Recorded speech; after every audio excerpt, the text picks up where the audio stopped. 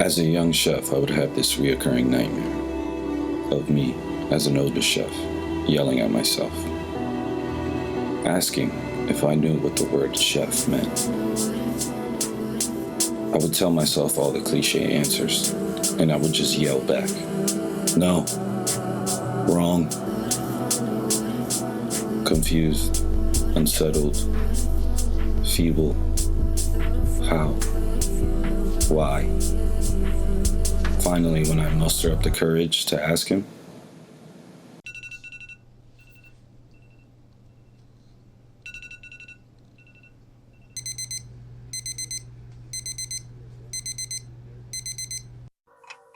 I've been a chef for a long time now.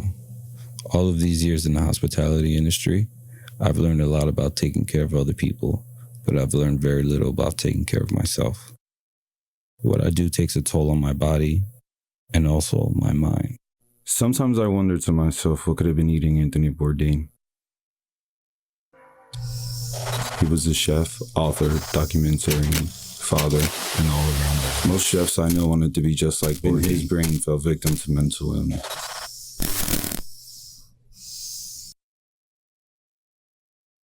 Talking about this kitchen life ain't easy. This kitchen life I can get through is I can go to a kitchen and do a shift and then now 12 hours, be on my feet all day back and forth. I gotta go in the low boy and get on my knees, man. They don't know. Shut the hell up. I'm sick and tired of these non-kitchen ass motherfuckers always talking about, oh, kitchen like this, kitchen like that. Shut the fuck up. You ain't in the kitchen last time, man. Stop playing them out there, man. Motherfuckers in the kitchen with knives in their hand, with a whetstone, like this. I started off this project to try to get other people to understand what it's like to be a chef, what it's like in the kitchen. Service can be like doing time in war. Yeah, definitely. Especially when you build bonds with people. When you go in the fire, is what builds bonds strong, and I mean, kitchens do that shit. Yeah. When you're fucking floundering, flapping on the floor, and you're like in the shit, and somebody else comes, backs you up, it's like. So I did what anybody naturally does. I just sat down and talked to my friends about it, which is what we do all the time, is we sit down and we talk about work. He's a famous fucking documentary producer. Shit now, his chest. New menu, actually. I'm doing on Saturday in East Village. Friends who I consider to be not only talented, but devoted to the art of food. People who live to cook, contrary to those who cook to live. And I asked them questions that I would ask myself. So, like, the way work affects your mental health. Like, how would you guys describe your state of mental health, your current state of mental health? Not good. Definitely not good. It took a while for it to happen, but there's only so much stress and anxiety and need for getting shit done in such a rapid way that after a while, our brains get fucked up. We're not wired to be so on demand at all time. I mean, I think it's important for us to talk about the mental health because it's a serious issue. I've seen it multiple times from peers that have mental breakdowns, myself included.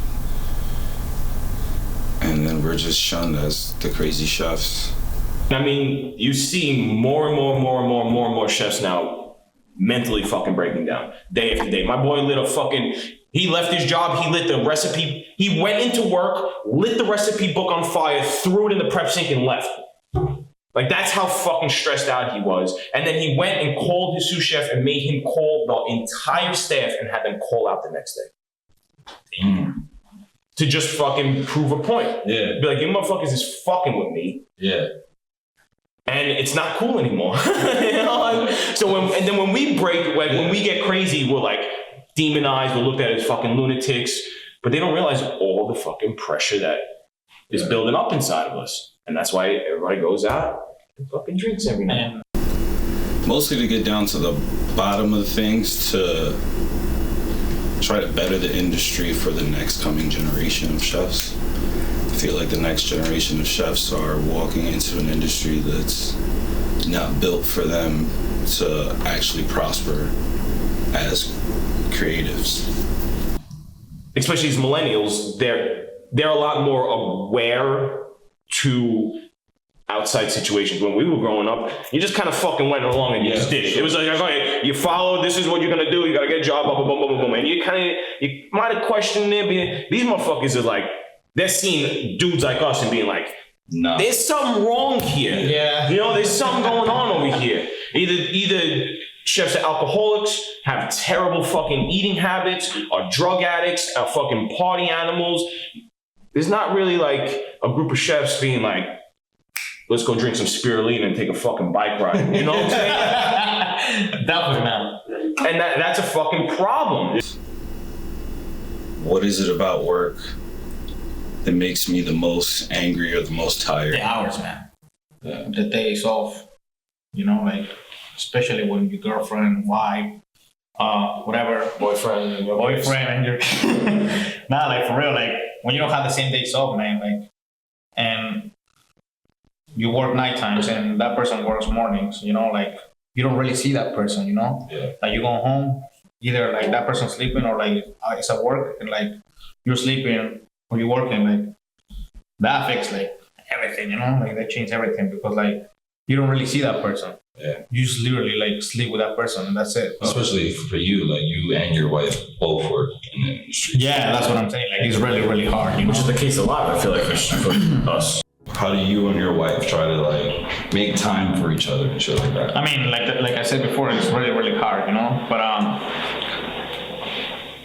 I mean, for example, I've been asking for the same days off that she had, like for a long, long time. I know it's like tough and like sometimes because like it's either like you've been working there for a long time and you deserve those days off, or like this guy already asked before you, you know? But sometimes I request an extra day off, you know? I'm like, hey, like I need this day off because I have dinner with my wife, you know? Like I'm trying to have at least one day, at least I don't know, like every here and there, because like at the end of the day, like you need to have at least one day with that person. Otherwise, like I say, if you don't see that person, then like There's no purpose to have a relationship. Yeah. exactly. So it literally like it's like if you don't have a wife or a girlfriend, or you know. But it's really, really hard. Or like in the morning, I'm trying to wake up early and spend like at least half an hour with her, have coffee or something. Even like I say, it's really, really hard because like sometimes you're really, really tired and like even though you want to, you can't because you're tired, you know? So it's tough. But I mean, I'm definitely like trying. For me, like one thing I've started doing now is like I'll just take random weekends off. Like I'll just ask for a weekend off, and even if they ask me like, "Well, yo, what are you doing?" I'm like, "I'm just not gonna be here," because it's like, yo, we need to take time for ourselves. It's like at the end of the day, like I know for a fact that like for us as chefs, like yo, you call off, you ask for days off, like yo, why you doing that? You shouldn't be doing that. And that's not the way we should be living. Exactly, that mentality's gotta be broken. Yeah, that shit's gotta. And once again, it comes back down to that macho thing. Yeah. We would fucking clown the cat, be like trying to request a day off. Like, Yeah. you know, we'd be cooking like, oh, what do you need off Tuesday? Like that bitch Joe. Yeah. You know what I'm saying? You make a joke about it and it becomes a running joke, and now everybody in the kitchen goes and you fucking get stabbed all day long because motherfuckers are just throwing shots at you.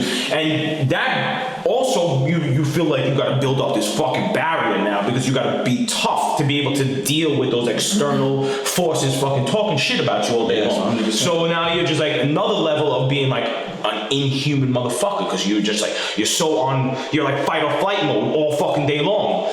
Or like when you're sick, you know? Yeah, exactly. No, it's sick. Yeah, When you're sick, Dare like, call off. like don't you dare get sick. Exactly. And don't you dare get sick. exactly. And it's like, oh, why this motherfucker call out? Like, oh, he's sick. Oh, what a pussy. You know, like, and Exactly. bro, like, you're sick. Yeah, when you're sick, you're sick, you know? Why no other profession in the world is like that. It's only us. And that shit needs to needs to change. There needs to be some. Yeah, that's just we gotta cut that. Like, I recently had my homie passed away who was like a delivery guy for our produce company. He was like a Dominican dude. And there was like a run. I had like a crazy run where I was just like at work. It was probably like 11, 12 days straight. And he came in and just started screaming at me. Yo, manín, tú lo que eres un maldito esclavo aquí, loco. Tú eres un esclavo aquí. Deja esa vaina. He's like, yo, you don't own this place. This place isn't yours. Why are you constantly here so much? Mm-hmm. It wasn't until my friend referred to me as a slave I hadn't grasped the toxic behavior I was exhibiting. A behavior that is glorified, advocated, practically obligatory in this industry. My goal for this project isn't to change the industry. It's simply to inspire those selected few to change the way they approach their art. Today, any chef could die. Tomorrow, service will go on. The dishes they created will be cooked, plated, and sold. Someone will be profiting off of their art. That person more than likely isn't their kin.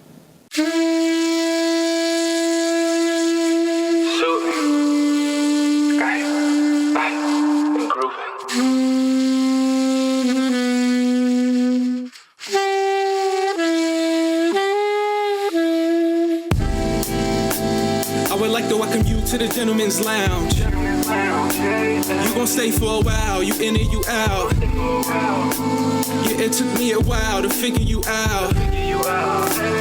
This leather brown couch, I sit you right down. I would like to welcome you to the Gentleman's Lounge. As you gon' stay for a while, you in and you out. Really, I just wanna figure you out. On this leather brown couch, I sit you right down. Chef Chris, intelligent, passionate, highly skilled, a mentor to me, taught me to look at a plate of food as a piece of art instead of just food. Yeah, my nigga, I'm winning with time. She wanna slip and slide. She wanna get in the ride. She wanna sip and vibe. I'm really just slipping in time. Definition of the American dream. To come from Mexico with nothing, to being a sous chef in the greatest city in the world. People, I'm switching the vibes. Oh yeah, I'm switching the vibes. This got a different design. That's word of my bitch and my nine. That's word of my jig getting line. You niggas ain't getting line. I swear to God, I'm gonna fly. Very talented chef, but most importantly, an amazing person. Anyone who's had the pleasure of working with him will tell you the same. I swear to God, I'm super fly. I would like to welcome you to the Gentleman's Lounge. You gon' stay for a while, you in and you out. Yeah, it took me a while to figure you out. Nana is a visionary. This leather brown couch. She's paving the way for the future of this art form. Our creativity is power. Embrace it. Apiki has penned his cookbook in the 4th or 5th century. Sure, we have made strides in many aspects of food safety and sanitation. Zero strides towards helping the creatives of this industry. The governing oligarchy would rather take your art, mentally and physically abuse you, till you have a mental breakdown and they can rid themselves of you. A gambit used repeatedly. How do you think these toxic work environments affect you? That after a while, our brains get fucked up. We're not wired to be so on demand at all times. Fuck yourself up because you start acting like you're at work all the time towards people. You start fucking screaming and yelling at people, even in your own personal life. I would take that shit home and I would rule like that in my crib. And it's probably what made me get divorced, you know, because I came home with that same mentality. Like, why is this not done? Why is that not done? Why is this? Yeah. And it's just not, it's not a fucking healthy way to live. How well do you guys sleep at night? I sleep well now. I've learned a lot. You know, I do a lot of shit in order to counterbalance. Yeah. I do a lot of shit in order to counterbalance now. So, and plus some CBD gummy bears will knock your ass right out. I use these. Like I said before, like my schedule changes all the time right now. So like it's hard for me to like sleep well. Get a good pattern. Yeah, exactly. And like, I mean, especially like as a chef, like you have to work sometimes like 12, 15 hours, you know? It's not like you work 8 hours and like any other job, normal job, you know? And like he was saying before, like when somebody call out, like you have to do double. You're that guy. Yeah. And also, you're that guy. Yeah. And you have to start figuring out what to do, you know? And like, especially when you have a hard day, it's always like somebody or like just you and like, oh, I need to have a drink, you know? So you go out and next time you know, you get home around like 5 in the morning, you have to wake up at Do 9 it all over again. because you have to be at work, you know? So like, to be honest, like I don't really sleep well. Which is it's not good. After years of over and over and over again, that shit's gonna break you down and cause fucking problems. I'm saying we never put ourselves first. And especially because like sometimes at home, when you get home, like you already start thinking for the next day, you know? Like, oh, like I had to do this, I had to get this done. Fuck, we're gonna change the menu. Gotta get in there early so I can get this done. You gotta learn how to let that shit go. So like that's another thing. There needs to be a like, switch. There needs to be a switch. Boom, turn it off, and fucking. We're gonna deal with it tomorrow. Even on your days off, like sometimes it's like fuck, like You got people calling you, you got emails, you got text messages, like, oh, they didn't come in. I don't. That's not my problem. I'm not a fucking doctor. I'm not on 24/7 call here. Like, it's true, man. what the fuck? What? Cause nobody else can be competent enough to figure this shit out. Like, yeah, I have a guy who I work with, and I send the fish orders in at the end of the night, and then sometimes I forget it. But he's there at 7, 8 o'clock in the morning, and he doesn't do anything about it until I get in at 11. It's like, my man, you could have called them; they would have been here by the time I got in here.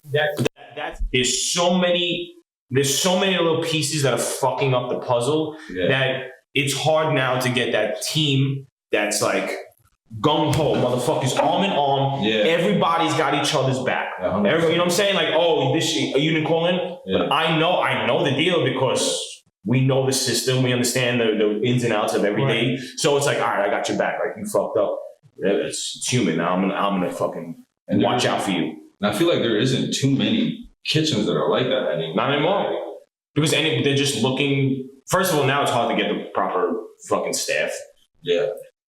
And people are out for themselves now. It's not like, because everybody's fucking miserable. Yeah. Everybody's fucking angry. Everybody's not sleeping right. Everybody's fucking drinking like shit. Nobody's taking care of their health. So you put that together over and over and over again. Everybody comes into work like this. You guys ever used any substances to help with stress from work? Like alcohol, drugs. I'll take that as a yes. I mean, I smoke weed every day at work. Yeah. I have to. I used to smoke cigarettes. Thank God, like right now, finally, I stopped doing that. But yeah, I used to smoke a lot of cigarettes all the time, man. Like, in one point, it was like every day, like, oh, I need a break. I need to smoke a cigarette, you know.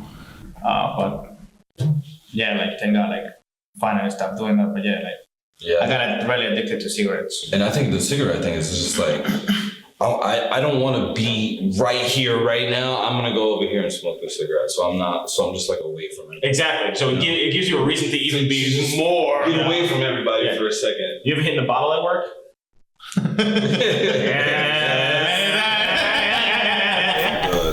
Drug addiction in this industry is the worst part because I think they allow it to linger, especially when people see it. They make jokes about it. And then they just kind of wait for the time on the bomb to go off. And then when that happens, it's just replaced. For both of you, like, why do you think the substance abuse in this industry gets overlooked so much? Because it's almost seemed to be like cool, you know? There's no shortage of liquor anywhere we are, you know? You always have a liquor room or there's beer somewhere, there's kegs somewhere. So you have your wines for your kitchen wines and shit. If you really want to get gangster, you start hitting that box wine, which, you know, I mean... Let me tell you, it became real serious with me when I found out that you could open up beer bottles between the Metro shelves. Yeah. A pair of tongs. A Mexican joint, son. That related from Mexican. I was like, oh, shit.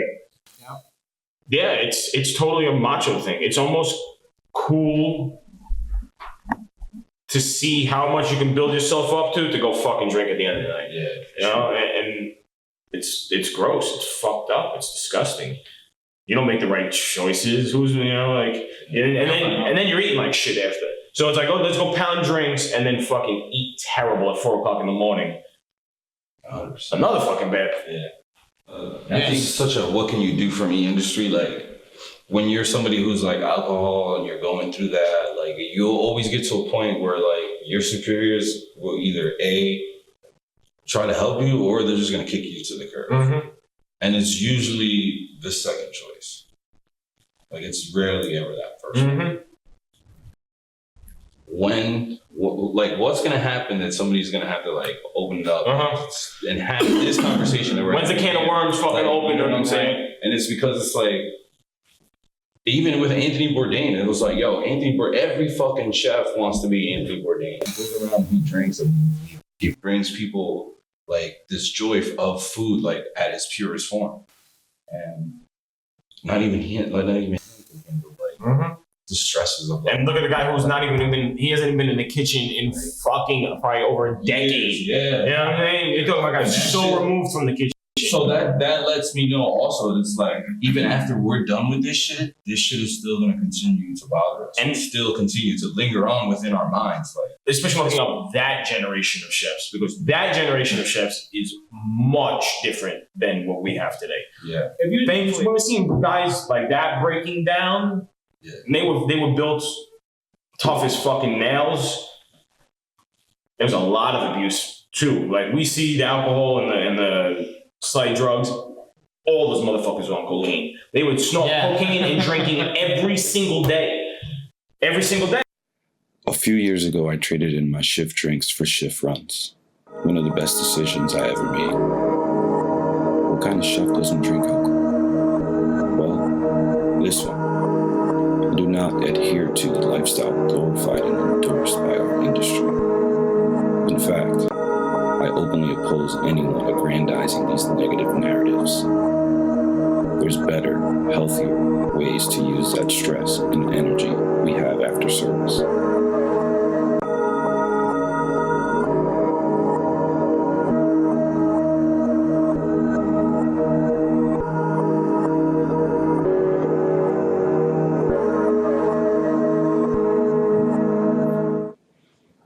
Immigration is a revolving door of cheap labor, which restaurants take full advantage of. I don't think it's completely by choice. Americans just don't cook, let alone want to pursue it as a profession. This is more of a sport than a job. It takes skill, discipline, dedication.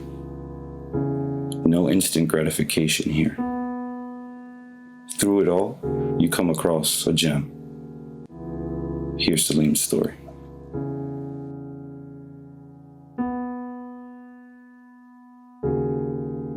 This is my friend Selim. Selim, say hi to people. Hi, people. All right, so Selim, tell me, where did you migrate from? I came from Turkey, 2011. Yeah. And that's New Jersey, and then you came to Queens. Yeah. First year I was in New Jersey, and then I moved to New York. Okay. So before coming here, did you know that you wanted to come here to cook? I wanted. Yeah. But when I came here first, I wasn't speaking English. Just yes, no. Okay. So of course, it took a while to learn English and then learn how it's going here, everything, because it's totally different. Yeah. Totally different culture. How long did you take before you felt like you were comfortable being around other people who work longer in kitchens or could speak better English than you? So I first started working in Turkish restaurants. At what? Turkish restaurants. The Turkish restaurants? Yeah. And then when I started learning how it's going here, how people works, and I moved to different kind of restaurant, Polish restaurant. Okay. Yeah. And then it was really good. I was like, yeah, I'm doing it. So I don't need to work with the Turkish people. I can do. Yeah. Yeah, I worked there for a while, like 2 years. Yeah. And then my third restaurant was. Okay. So I got the interview there by accident. I wasn't going there. No. Yeah, I was trying to take the train uptown. Yeah. But I took the train downtown. Of course. And I had the list of me. I was like, oh shit, I'm in the downtown. So I'm looking at my list because they had some open calls. I said, oh, okay.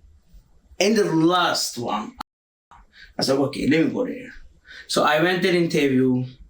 That was the 10th floor in Wall Street. Yeah. So I go. Everybody like look nice. I was like, I think I can do it here.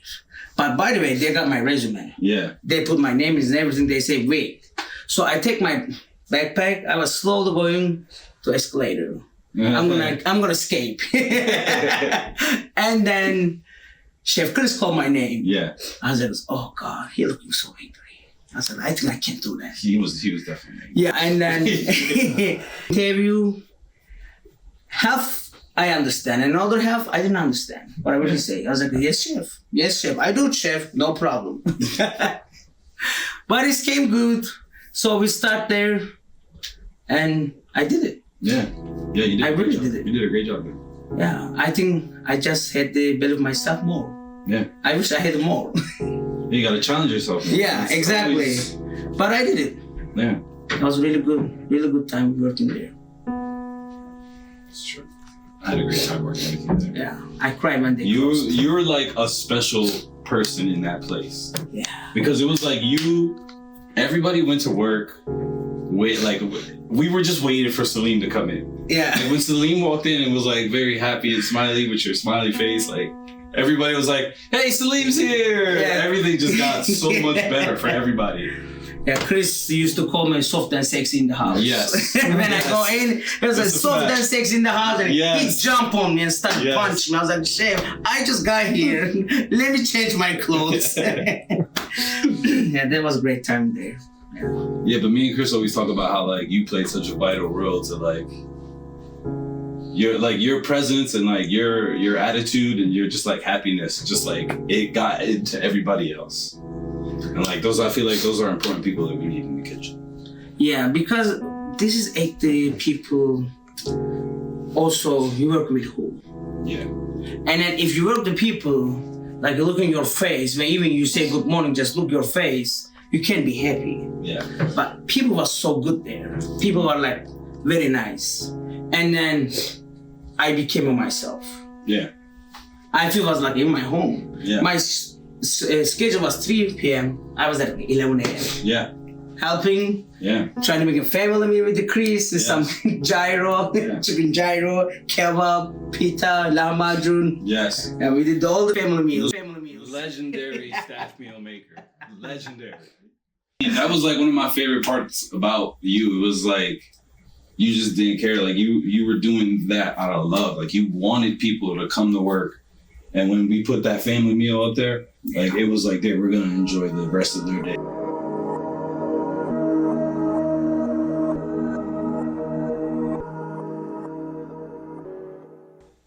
Yeah, we had this is like a half an hour. That was our time. Yeah. We had to enjoy. 100%. Yeah. And we all love to eat because we work in the kitchen. Yeah. So and I think that's one thing that was like, we would preach about it a lot there. Chris and Justin used to preach about it a lot. But just like family meal being about a family. Exactly. And like us, I think that's why we were all so close at the same time. Cause like when that time was there, like we were all at that table, like all joking around, making fun of each other, and like punching each other. Yeah, sometimes, you know. Yeah. You know, sometimes it was like that. But I think, making the bad jokes each other. Yeah, I think that was so important. And I think that's why our crew was so tight. And even to this day, we're still fucking good friends. We had a heavy services. Yeah. We had a very busy service. Sometimes it was like going down. But end of the night, it was like a team. Yeah. We was happy after work. We was going out and drinking. Like at 3 a.m., everybody goes home. Yeah. It was like really family. Yeah. So since we're talking about that right now, like what's your favorite part about working in the kitchen? I don't know actually. there's something is just taking me there. I was thinking, like, maybe I can do something different. No, I can't even think. I was like, I just find myself in the kitchen. I don't know what to do anymore. I really like, you make it something really good. When you put your love, this is the first thing, before then you put salt. You have to put your love. That's it. And then you add all the sides. Doesn't matter what you're using. It's gonna come good if you put your love on. Sure. And I remember what Chef Justin told me when I started first. I said, Chef, I don't know if I can do it or no, because I didn't go to culinary school. I don't know good English. What you think? I should quit? He was like this. I know so many people go to culinary school, can't even slice the bread. You're doing so great job. We have no problem with you. Why you have a problem with you? Yeah. I was like this, okay.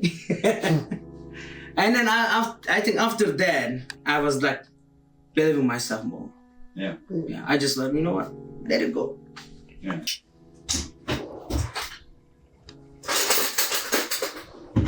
You wanna try this? Oh yes. What's all in here? No joke. Oh yeah? There's some roasted red pepper and tomato, garlic, onion. I told you. It's not a joke. It's hot, but it has like really good flavor. Yes. Some Yeah, vinegar. the tomatoes, like that acidity, it helps out. It's fucking good. Doesn't kill you. It's spicy Yeah, and like you got sweaty, but you don't die. It's sweet and spicy. It has like a perfect balance. Wow. Good. You got more sweaty now. Yeah. What's your least favorite part about working in the kitchen? If you can think of any. What's it mean? Like, what's it? I tell you, so something's gonna stuck. What's the part you like the least? Like, what's the part you hate the most about working in? Oh, so much. Well, let's try to talk about it. Oh, like I hate working with weird people. Like you shouldn't be here. You should not cook. You just have to get out the kitchen, but you just cooking next to me, like, and I have to like do something with you. Like, what? Why are they weird? Like, describe. They doesn't know how to cook. Ah.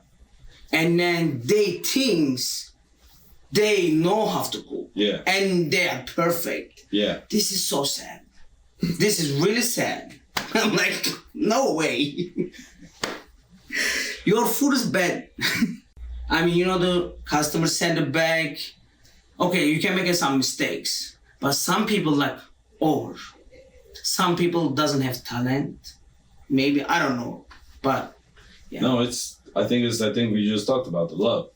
Exactly, they do not have love. They just wanna come, make money, and then don't show how good they are. Yeah. Tell how good they are. They just talk. You have to show how they're good. You have to put your love to food. Let's see what's coming out. Is true love or no? Yeah. This is the heart, because it's pissing me off. Yeah, that's why you want to leave, because you're not around people that think like you. Yeah. I mean, I can't work with fake people. You can't be here. I mean, I don't know. And then second one, some of chefs. Yeah.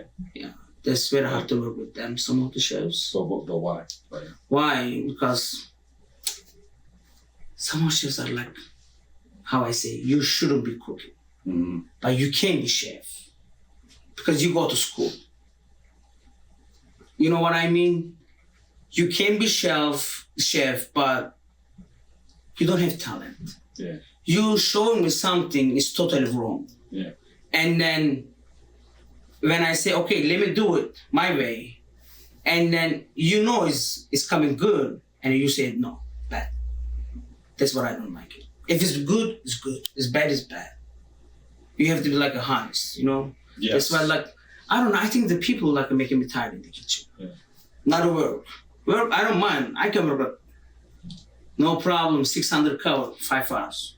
I can throw that. I'm like fast enough, and I know how to do it. But the people making me stuck, making me down. I think this team is important. I think it's really important too. I think, I was talking to them about it a lot, like the people that we have around us. Yeah. Like people that think like us, because me and you come from the same kitchen, like we were trained a certain way, like we're automatically taught to put that love and that care into everything that we do. Yeah. And like a lot of people don't have that foundation as chefs. Exactly. Like some chefs literally just go there because they don't care, they want that paycheck. Tell us what's all in there. This is in Turkey, every house make. Everybody loves that, so we eat the breakfast. We eat in the 5 p.m. tea time. The basic filo dough, inside you can fill up whatever you want, but mostly cheese. Okay. So I did here, I add some onion and some paprika and some garlic a little bit to give it good flavor. So you just roll it, egg wash, and sesame seed, poppy seed, whatever you want on top. It's really basic but really delicious. We love this. What do you have in here? Because I ate one of these earlier and they're very good. What kind of cheese? Oh, this is feta cheese. And I use the Turkish feta cheese. That's totally different. Why is it different?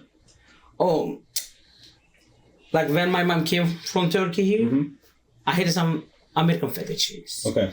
And she said, what is this? I said, Mom, this is a feta cheese. She was like this. We don't use that. She threw the garbage. She said, this is not feta cheese and taste is not good. So we have a feta cheese more fatty. When you eat, you feel that fat on your mouth. Yeah. And then softer. Absolutely softer. That's real feta cheese. And then we eat a lot of feta cheese in Turkey, in the breakfast especially.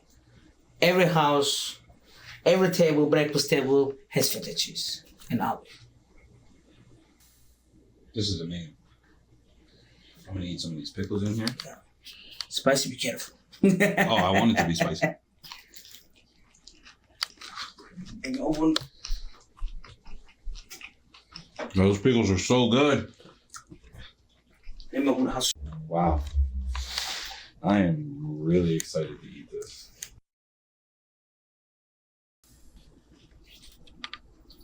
Look, that was perfect. Perfect slice. Can I get a piece of that? I'm just gonna steal a piece from Go ahead. Tell me, how is it?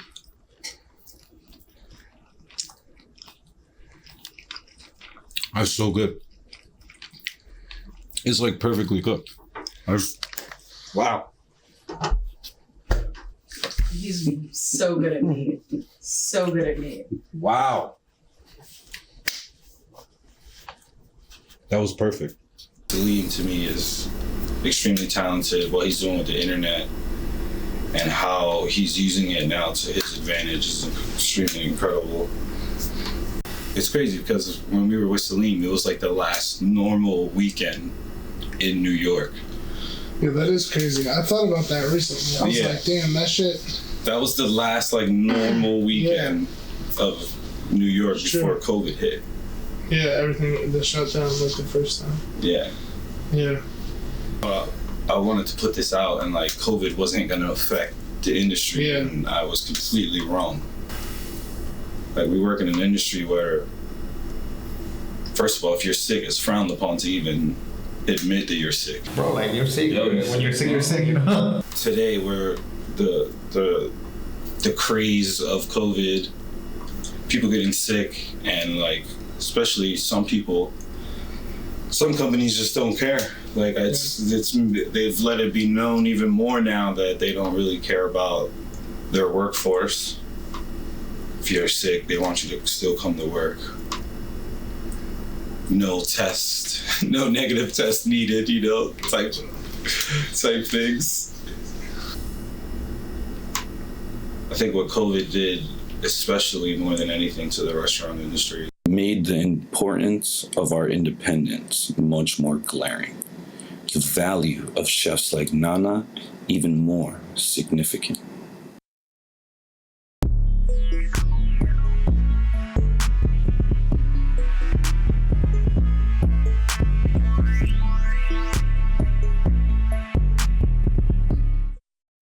Nana was about to go to France,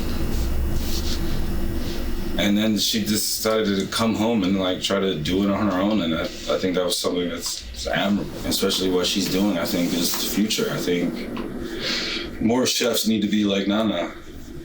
And down with me also, so yeah, for sure.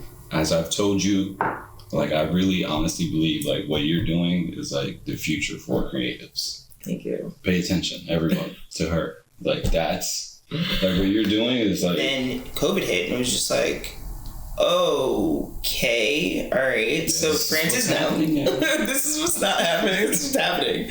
France is not happening, and then I'm going home. I'm going back to Philly. Like it was just like, fuck. Like I don't want to, but okay. Like I have no other choice. So it's like making lemons with lemonade. Like honestly, it was just like.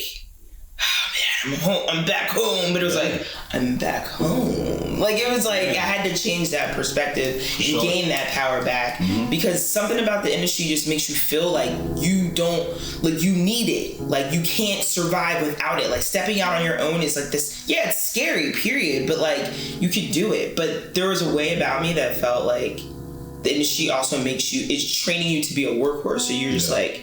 They're not actually trying to evolve you. Like, they're just trying to get you to do what they want. They don't want you to outgrow that. Yeah, exactly. So it makes you feel powerless, and that's how I felt. And I was like, nah, man, there's no way.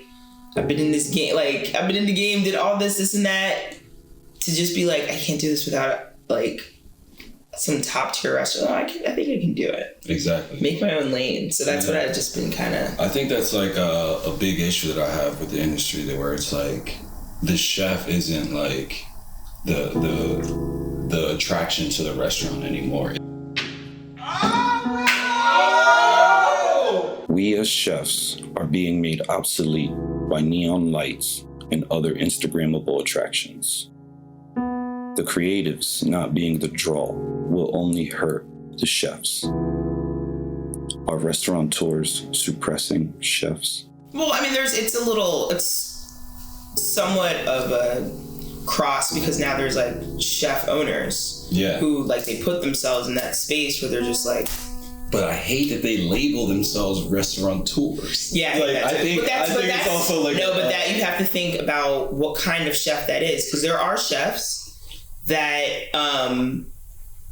aren't in the kitchen, and I'm not going to say what kind of chefs that we know personally, but they still say chef, but they are a restaurateur. They're not in the kitchen anymore. Yeah. Like, sir, I see you waving, to the kissing the babies and taking the pictures, but you're not in the kitchen with us. Yeah. So like, I guess if you're going to be that person, absolutely not. Yes. I've seen it with my own eyes.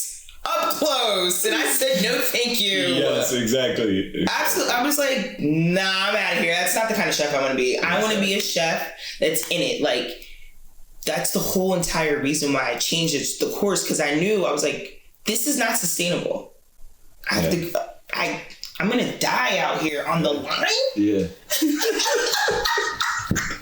No, I'm not dying on the line because they will make and you'll be like, and it will juice you up to make you feel like of importance in that. But on the outside, I don't have nothing. Exactly. I came home, I had nothing. I had no savings. Because I'm working like a workhorse, not making anything. Yeah. Nah, there's no way. I'm not doing that anymore. I'm not working hard like that for anybody else. Exactly. So going off on your own could be intimidating. But evolution is the greatest burden of any artist.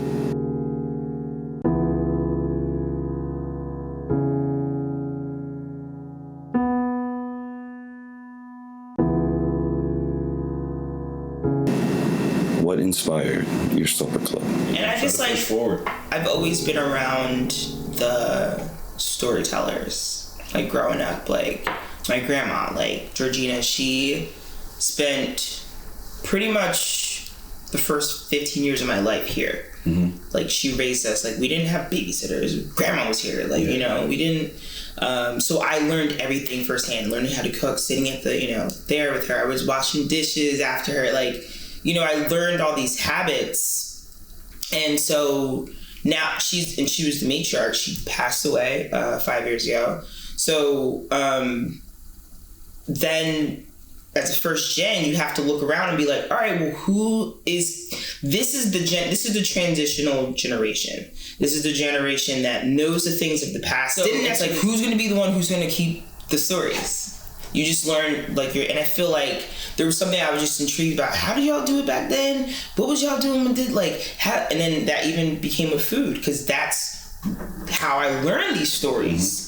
You know, somebody's cooking and they stirring, oh, remember back in the day and we was doing, what was y'all doing? Oh, well, let me tell. And it was just like, it becomes a whole thing. Oh, that's when your uncle used to run around and then you're learning about, you know, so it's just like, there's just so much importance about storytelling and food that I think is just so important, and it keeps these traditions, and that it means so much to me, tradition, you know, and for sure. So it's just like, who's gonna carry the torch? And I'm not saying, oh, it's gotta be me, but it's like, I'm the one who's like, my cousins, yo, wake up, because when they, like, my mom's 70 now, you know, and she's the oldest daughter in the States. My aunt is in London.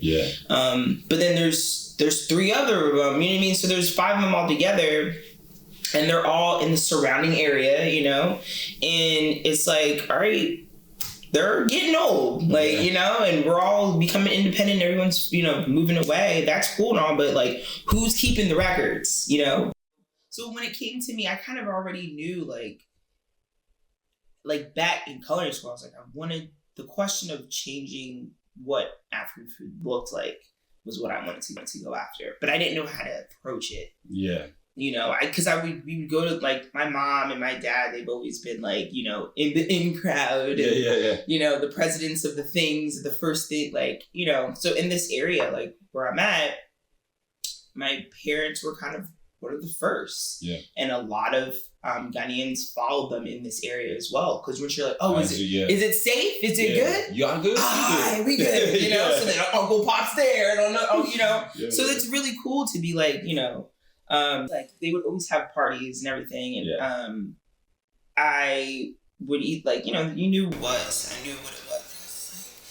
Like, you know, we go to these fancy restaurants, and I'm like, you don't see a fancy African restaurant, you know, and that always intrigued me.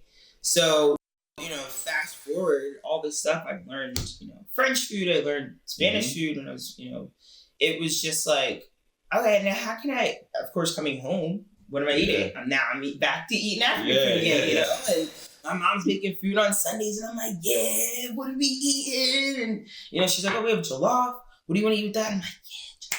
Like, yes, you know, what is going on? Yeah, man. And then you just, I think from another point of view, there's also this other feel of going back to move forward. And that's what I felt like I had to do. I had to go back home to, like, get another, like, to, like, round off and be like, all right, you know, because I haven't been home in like 6 years. So it was just like, and even that, I was in Philly, so I wasn't really home. So it was just like, you know, but it's been a wild ride. And I'm excited to see how, like, now that African food is becoming more, people are like more intrigued or open to it. It's like, for sure.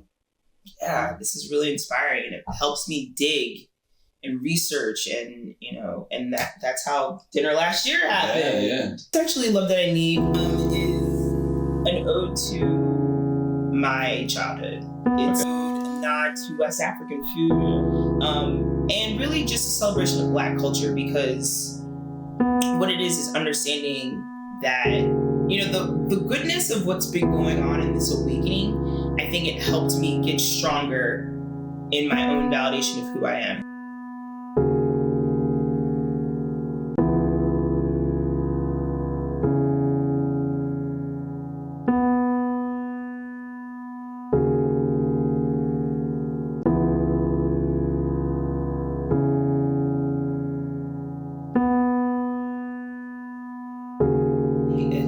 Just from everything that's been happening in the world, is like, you just really start to think, like, what really matters right now? what's really important, you know, and that is where my mom's kitchen, like this has been, I mean, it's his home for me. So it was like when we were in trouble, it's just like, what do you do when the world is crumbling? You know, you go home, and I was just like, I mean, I was dealing off of a lot of like mental health issues as well. So for myself, it was like, yeah, I need to go get the healing. Like I need to go home, you know, and that's all this. I feel like all this for me is just me kind of healing in public in a way, like how my food is evolving, how I'm thinking about stuff. It's just like, I feel like people are watching and they're like, wait, I remember when she was doing this, and now, so it's just like, I needed to get back to me. I felt powerless. So we're talking about power. I felt powerless when leaving the industry, or I think that's why you're so important. For you being the independent chef that you are, like, you really paving the way for a lot of people to understand, like, there is this way. Yeah. Like, you could do this. Yeah, there's gotta be another option. There can't be just one way. Like, it's been done a certain way for years, thinking like, this is the way that, I mean, there's no, whatever, going and being in restaurants, that could be your way. But for me, I couldn't elevate to, you know, managerial levels, and I don't know. Now I think there should be some people who are kicking themselves like, dang, why did I? And I'm seeing that. Yeah, 100%. You know, people reaching out to me. I'm like, oh, you waited till. Yeah. That's cool. You know, it's. Say anything. You got anything you want to say? Come to my supper club. Yeah, Love That I Need is a vision, and I'm just really excited to see where it goes. I think we're on track to doing some really good. I mean, essentially, I want, like, the dream of it is to be like a traveling kind of supper club. Yeah. That would be awesome. Yeah, like, just being able to go different spots, cities, different cities. Yeah, exactly. You'll get there. I'm gonna be. I think the constraints of restaurants aren't the future for chefs. I don't believe so. Especially because in the restaurant business, we've been proven time and time again that, like, you as a creative don't matter. So we need to take control of our power and our creativity.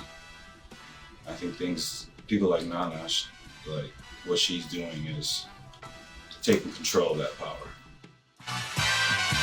Mom say, boy, you better not let me see it. So I whipped it when her eyes was closed. I'm glad that I found the fucking pop before I found the bowl. And I ain't sell it citywide. I'm glad that I found the road. And back at home, my dog dove in the dog and got a brown and old. The streets get cold like ice and shit. Do anything to ice his wrist. These hoes gon' rose, and for that they gon' ride it with no licenses. Ain't trust a soul. I know people lie about all type of shit. Ain't nothing, no niggas start off rough and be so tough and then get put below. Won't duck her, I buy duck. My mama asking me for bread for rock. Why she put that venom in her system? Mama edit brought it hurt me, but I woke up breathing. Why would the confetti stop? Then I hit his block and something faster than Andretti car. All inside her mouth, I love her dental work. Boy, you better not diss a nigga block unless you spin it first. And any nigga throw dirt on the game, gotta live in dirt. And this shit that I'm smoking super strong, it's something different. All you niggas seeking missiles from the heat, gon' be all alone when you niggas laying in the street. How amphetamines? How you put a switch on that bitch? And I gave that bitch to my bitch, so she had some shit say. Fucking thing. Like, you have to be able to go to each single person and coach them individually for who they are now. Because you can't just overall be like, all right, I'm gonna treat all you motherfuckers the same way and expect all these people to give you the same fucking results. It's not like that anymore. And Food Network and all these fucking cooking shows are the fucking problem with that. Back in the day, you had cooks coming in, they fucking put their head down, they fucking boom, boom, boom, boom. Right. They watched every single little thing, they got moved through every stage, and they knew everything because they wanted to do that shit. That was in that fucking heart and soul. Yeah. Now you got cats coming out, oh, I'm gonna cook in school, I wanna become this famous chef and go on, you know, I wanna be on TV. I wanna be on TV and shit. And it's cliche to say because everybody fucking says it, but it's the truth. And you get these people just come and they just think it's like a glamorous thing, or like, oh, my grandmother cooked and I'm gonna cook. And then when push comes to shove and you're on the fucking line making $13 an hour, and a dude like me's fucking screaming and yelling at you, it's like, what the fuck did I just get myself into? Because I'm like thinking I'm this odd kid, this first gen that's eating all these active people are like, what'd you eat when I went to culinary school? Never seen a parsnip in my life. Me too. I was like, parsnips? It's a white carrot. What is this? Like, and I'm like, oh, and it's